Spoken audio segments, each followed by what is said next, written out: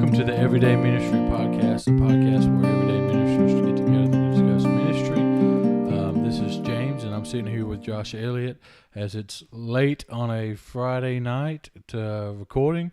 And as we get started in this podcast, Josh, if you would, just take a minute and just tell us a little bit about yourself. All right. My name is Josh, 23 years old, and I'm currently serving as the youth pastor at Stansel Baptist Church. I'm also a full-time employee at West Alabama Bank, where I do a lot of work that's not that important or exciting to talk about. So that's kind of me right there. Okay, so what kind of church is Stansel? How big is your group and the age differences and all that? Just tell us a little bit about your group. Okay. Well, we're a small country church. I average about 15 to 20. Ages range from right now about 11 to 18. The older group is actually graduating out, so I'm going to have more of a junior high age group where the average age is going to be about 12 to 13 years old. So that's kind of the group that I'm working with right now. Okay. All right. So we know a little bit about Josh already, and we'll probably have Josh on the podcast from time to time. Just as we go through this thing. He's just a good friend of mine, Corey and Daniel's, and excited to be able to talk with him about things. But Josh, before we get into anything, I just want to take a second and see just how you would define what an everyday minister is, and then what also kind of with that same question, what is everyday ministry? Like, how would you define that? Okay, well, to me, first off, an everyday minister, I think that would be someone that, your purpose each and every day would be to minister to people in whatever area, whatever way God has called you to do that. And everyday ministry would be the product of that, of whatever you're doing to minister. Something, however it may be that God's called you to do, but that this is something that you do daily, in and out, outside of whatever other stuff you're doing. Yeah, so you would say that even though you bank, your ministry plays a part of that as well. Right. I actually taught in a sermon a couple weeks ago is that, my purpose in life is not to be a West Alabama banker, okay? My purpose in life is to minister to people, to share the gospel. And, in the ministry that I have, my everyday ministry would be as the youth pastor at Stansel. So. Okay. Well, that kind of is a good segue to get us into the first question that comes to mind when we're actually talking about youth ministry and how you experience it in your day-to-day life, and just kind of how is being in ministry and having a full-time job, how is that for you? Well, being at Stansel, I am bivocational, so I do have to have a job just to kind of, supplement the things that I need and have to have in life. And there's a lot of different things and a lot of different directions you could go with that. But one of the most important things for me in having a full-time job along with serving in ministry is that there's not a lot of time to procrastinate. There's not a lot of time to just kind of waste. You actually have to be intentional about your time, how you spend it. Because, I spend, 9 hours a day at the bank. Okay, and there's a lot of preparation time that has to go into services and things like that. So it really helps you to be intentional with the time that you have. But one of the negatives is that, while what I said earlier that, my purpose is not to be a banker, okay, my purpose is to serve as the youth pastor at Stansel in my everyday ministry. One thing is that, even with that job, we have to do all that we do to the glory of God. And I think a lot of times, one of the struggles with having a full-time job and also serving in ministry is the struggle between, doing both of those.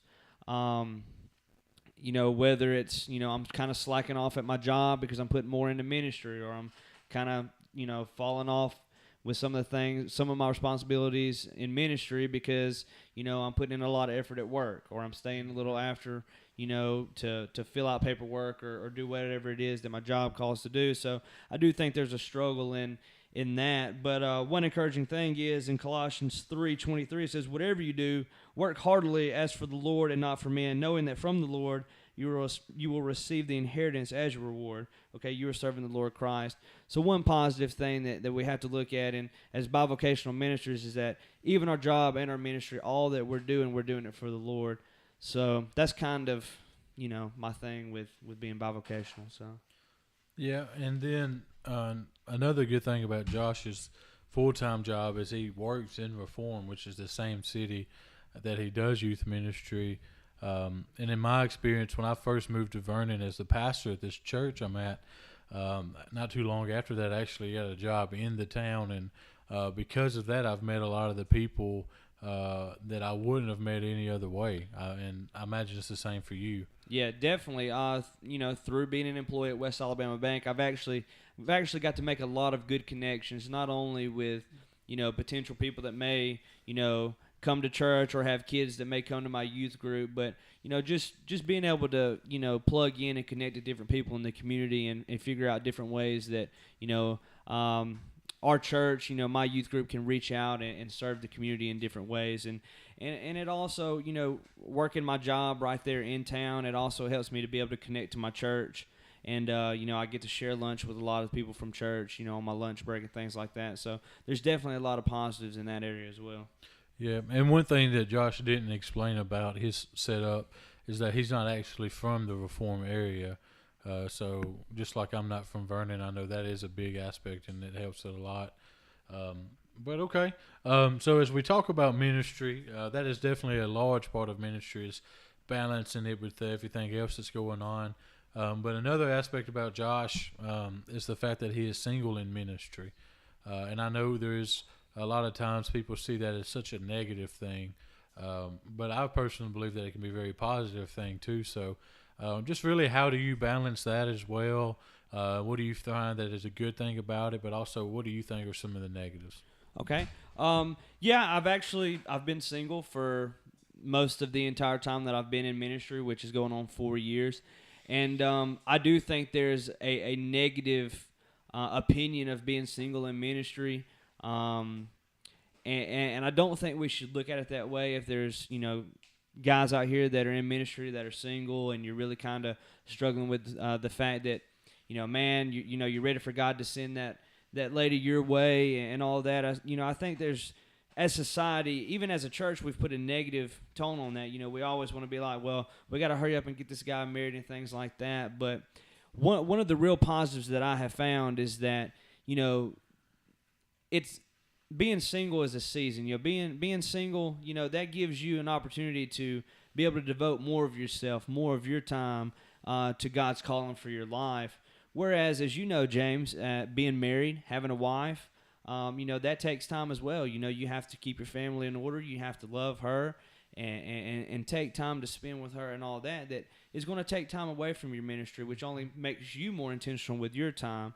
So, but I do think, sometimes we can get caught up in looking for that because of all the things that you want to be like, well, I'm going to have someone there to support me. There's going to be someone on the inside to kind of help me out. And I think one thing that we look at too is, in having a wife, it kind of makes it easier to reach the girls that you may have in your group because maybe,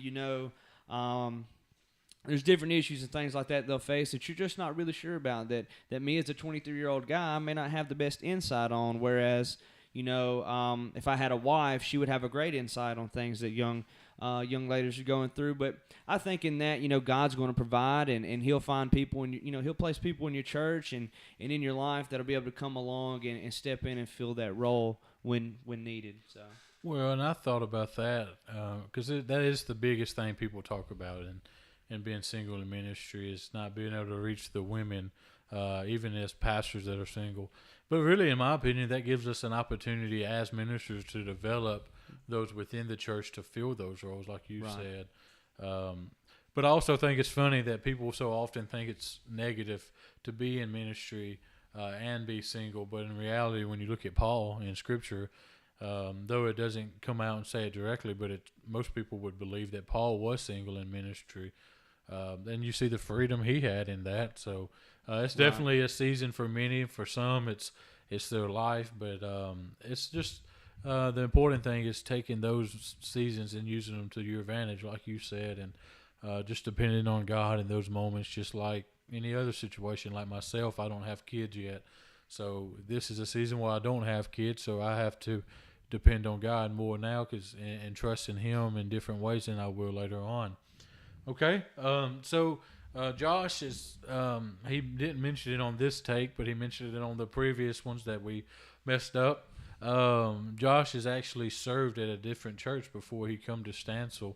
Um, and it was actually a kind of different situation because it was actually in the same town, which is most likely not ideal, but it was what God led Josh to do. So, how was that transition for you from one church to another? Okay.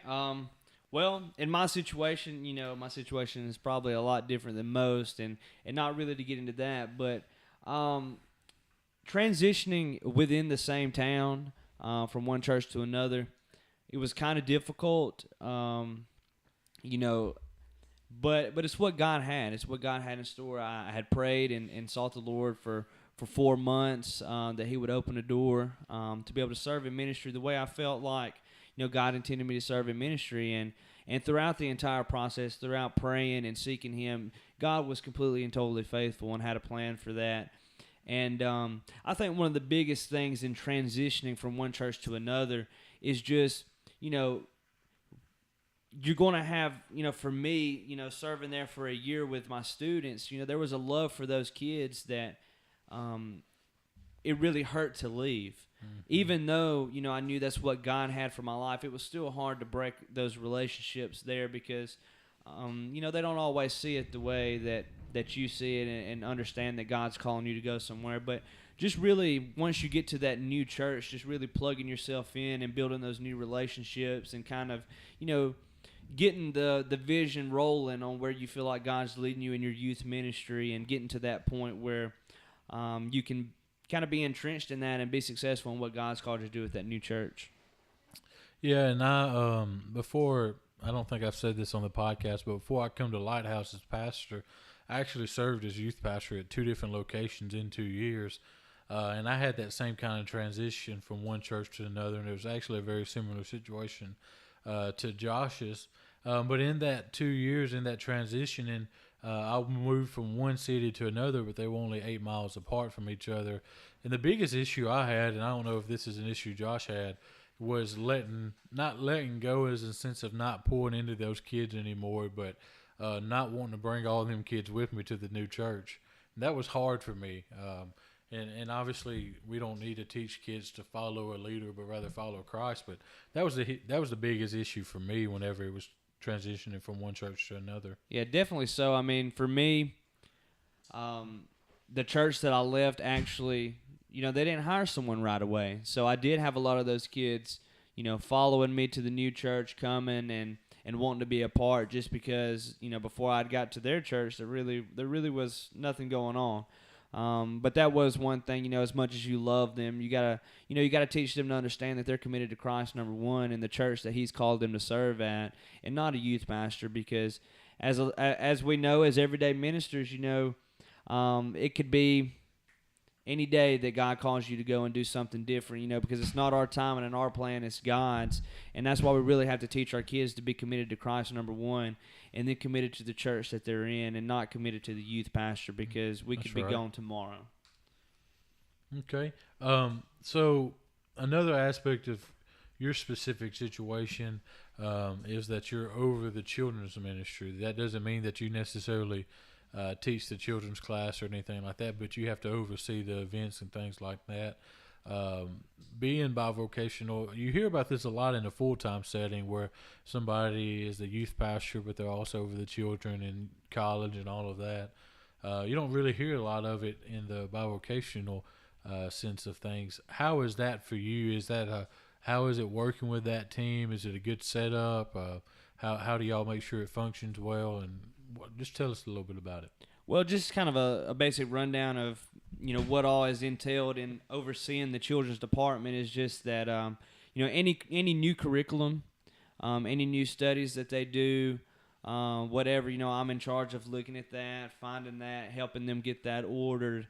Not necessarily picking it out for them, but giving them some different options to kind of pray over and see where God's leading them, and just really, helping them get that and have a good understanding of what they're teaching and all, and just really making sure everything's going right. Building relationships with the kids so that way when it's time for them to move up to the youth, there's already a base there. There's already, a relationship that has been growing, and so that way it's not just something that, you try to start once they get to youth.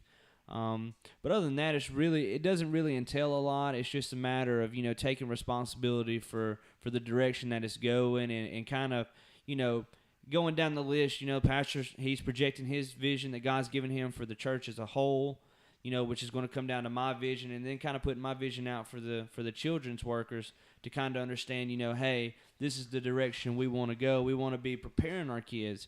A lot of times we look at the kids department as, a time to just talk about Bible stories and a time to babysit, when in reality, just as youth pastors, we understand we're preparing our youth to go and become part of the church and to serve in a larger way. We should be preparing our kids the same to be able to come in and be ready to grow in youth. So that's really what it entails, working with that.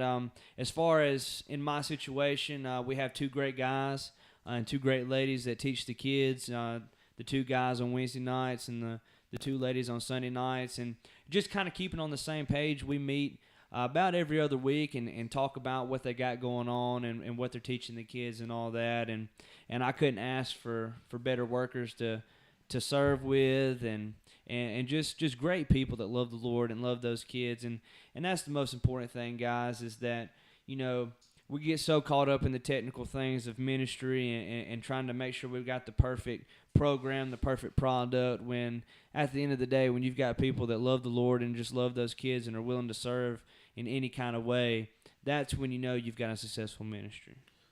One thing that the way that this is set up, and the reason why it's set up, is that Josh's pastor, I know him well, Joey Lucas, and the one reason he has it set up this way, that Josh oversees the children, is one, Joey's actually bivocational as well, but also so that Josh can have experience overseeing different parts of ministry, that if God does call him to a pastorate one day, that it gives him that experience.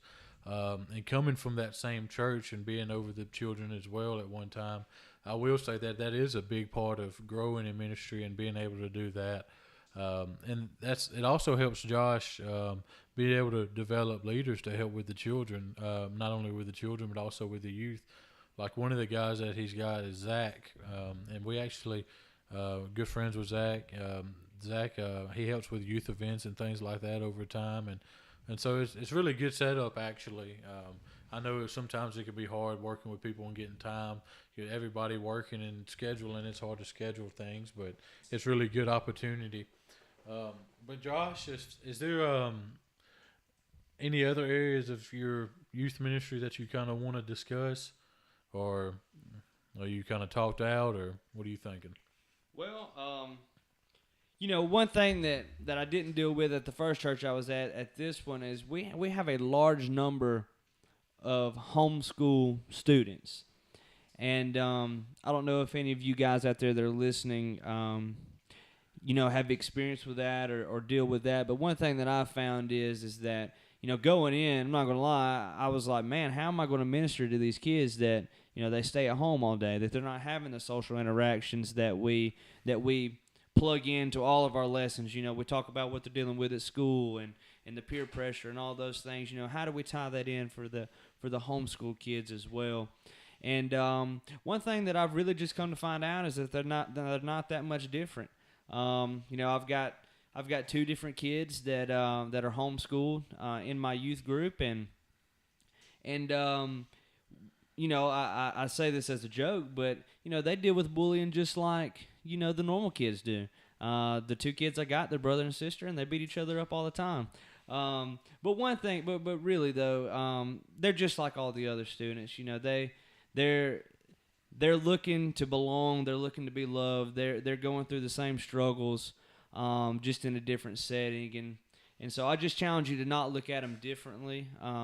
While we do have to take in the context of, where they're going to school and how they're learning and the things they're going through. Yeah, because the application of the teachings could be different. But not only, talking about the homeschool difference, but you do have kids that go to private schools and public schools and and you got you got 4 different schools represented, don't you? Yeah. So 2 public, 1 private, and then homeschool. But the basic application of what we should be teaching the kids, it applies in all areas. So I just challenge you to really just pour into them and love them and not look at them in a different light as far as, well, these kids are homeschooled, because I think there's always that negative appearance that they're not as social as others and things like that, when that's really just not the truth. Well, it can be, but also it can be the same way with somebody that goes to public school, right? They can be just as socially awkward as anybody else. It's really just a personality rather than a life setting.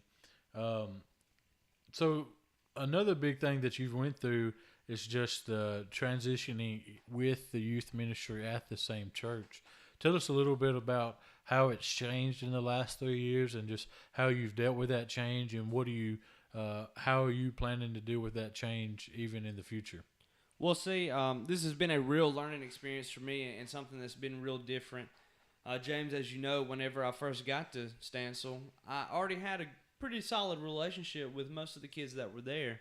And those kids were there throughout my first 2 years at Stansel.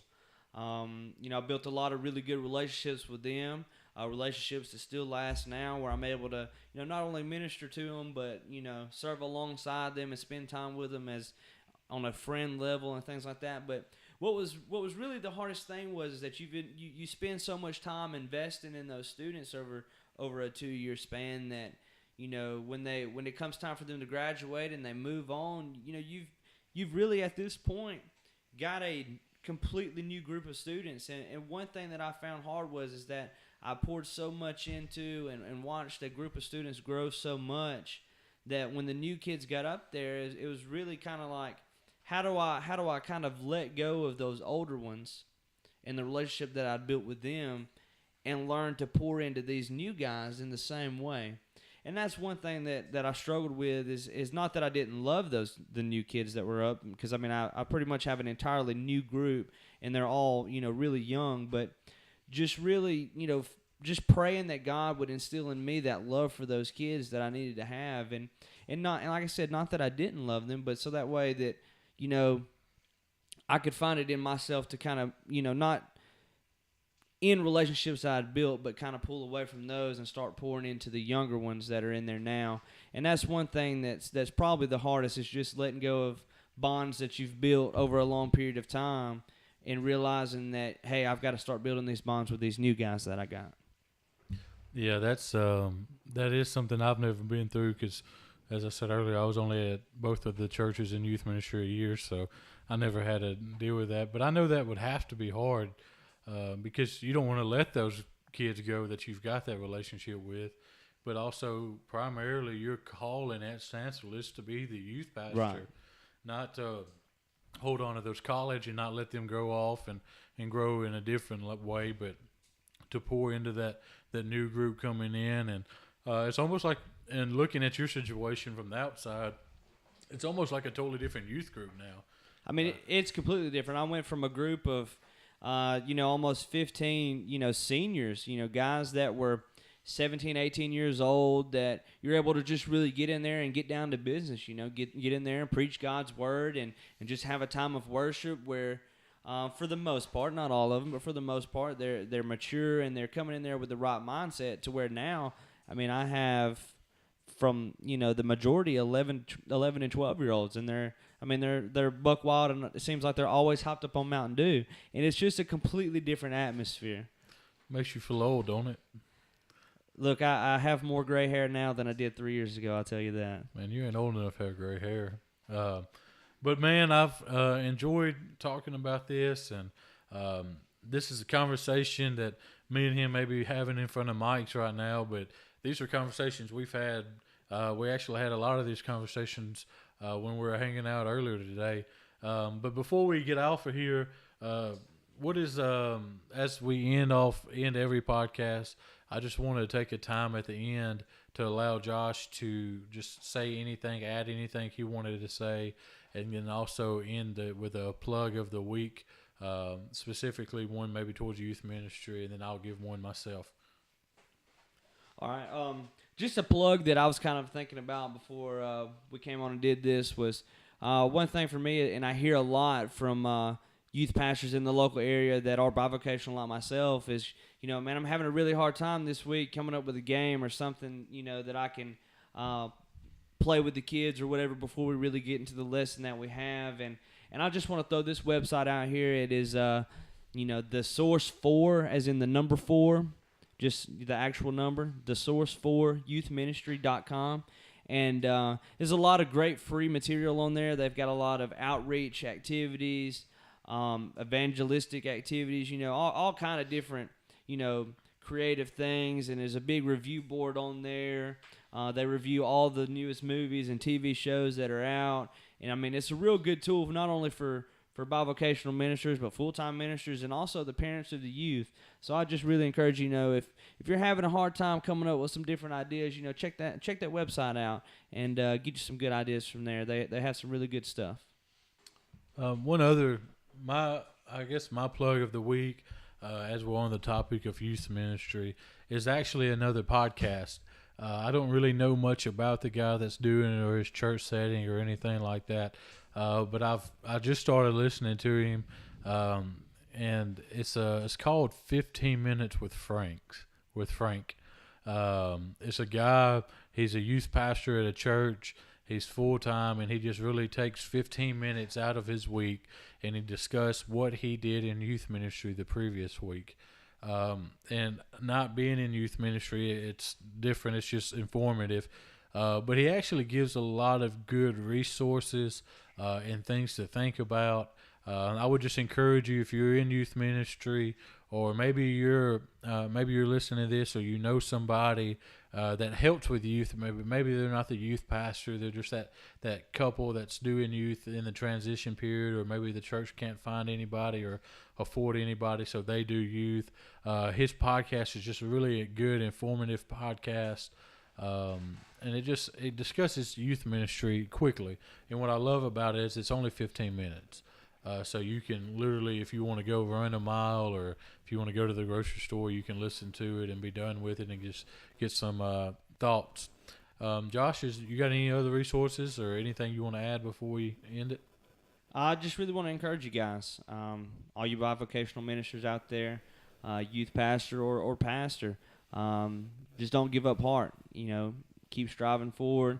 Lean on the Lord, because in our weakness, whether that be in our time or whatever, God is raised up. God is made great. So just keep on out there. God's called you to a great thing, and just don't give up. As I get ready to end, I just want to add this one last statement that I'm going to try to put on here every week, but I may forget, is as me, Corey, Daniel, and then the guests that we have come on the podcast, we don't pretend to know everything. We don't act like we have all the answers. And as I sit here in this room in my office and me and Josh discuss this, between the two of us, we only have like 8 years of experience. And so when we started about the same time, so that's about 4 years apiece. And if you do your math on that, that's not a lot of time compared to a lot of people. So we don't pretend like we know all the answers and or that we have everything figured out. We just want to advocate a conversation between ministers as they go through life together and can encourage one another, build one another up. And that is our goal in this podcast, is that we provide this resource for everyday ministers so that they can be who God's called them to be in their current calling, if it be their vocational job or if it be their ministry. But as we get ready to end, I just want to encourage you that you can look up more information about the podcast on the two ways. You can look at it. You can look up the website on everydayministry.com, or you can go to facebook.com/everydayministry. Those two places you can find more information about the podcast. And at some point in the history of this podcast, we're going to actually do blogs by me, Daniel, and Corey, along with the guests that we come on, and those will be on the website. But go like the page, visit the website, subscribe to the podcast. And I just want to encourage you once again to keep strong, run the race, fight the good fight, and do what God's called you to do. As we get ready to dismiss, this is the Everyday Ministry Podcast, a podcast where everyday ministries get together to discuss ministry.